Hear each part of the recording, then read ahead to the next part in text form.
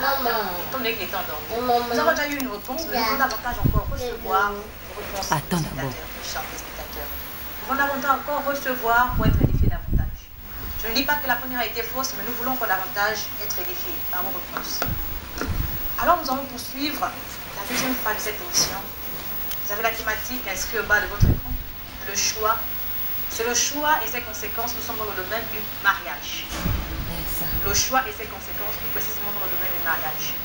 Alors, Pasteur Clotilde, nous sommes dans le cadre du choix du conjoint, et c'est un choix qui se fait à long terme. À long terme, c'est-à-dire jusqu'à ce que la mort vous sépare. Dans ce cas, comment élaborer un bon choix?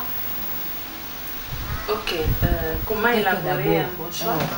Je crois que selon la définition d'abord du choix, on nous dit que c'est une préférence. Effectivement. Voilà. Et j'avais dit aussi la semaine passée aussi que c'est la capacité, c'est-à-dire de décider et d'assumer. Donc si je décide de choisir un homme ou une femme, ça veut dire que je vais assumer. Voilà. Et votre question c'est, étant donné que le choix du partenaire, c'est un choix qui s'est fait à long terme, jusqu'à ce que la mort nous sépare. Dans ce cas, comment pouvons-nous élaborer un bon choix? Un bon choix, c'est d'abord mettre Dieu au début, au centre et à la fin. Au début, au centre et à la fin. Parce qu'il faudrait que Dieu soit omniprésent dans tout, c'est-à-dire dans tout le parcours ou dans tout le processus, si je peux me permettre de m'exprimer ainsi.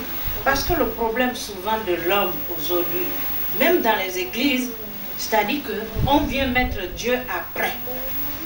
C'est pour ça, malheureusement, il y a beaucoup de frustration. Il y a beaucoup de foyers. Il y a beaucoup de foyers qui souffrent aujourd'hui, tout simplement parce qu'on met Dieu après.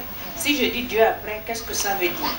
Ça veut dire que à l'heure du choix, je ne fais pas confiance en Dieu pour choisir la bonne personne. Je fais confiance à mes compétences. Je fais confiance à mon argent, je fais confiance à ma beauté, je fais confiance à même bien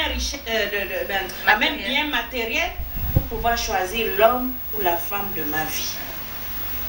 Souvent, je crois que la semaine passée, papa, vous savez, disait que souvent ce qui vient de Dieu n'a rien d'attirance au départ. Hein? Mais c'est lorsque vous êtes en possession de cette chose, tu vas dire au Seigneur, je te bénis enfin de m'avoir donné ce trésor. Mais aujourd'hui, notre problème, le problème du chrétien, c'est qu'on veut d'abord voir ce qui brille, ce qui frappe à l'œil. Oui, on veut ça. Vous avez vu le choix de David. Lorsque le serviteur de Dieu était parti pour oindre David, parce que Saül n'était plus l'homme selon le cœur de Dieu. Et Dieu, Saül étant roi, Dieu avait déjà vomi en quelque sorte Saül. Et il fallait oindre quelqu'un roi. Quand il arrivait, qu'est-ce qui tout de suite, la pensée c'était quoi? Eliab.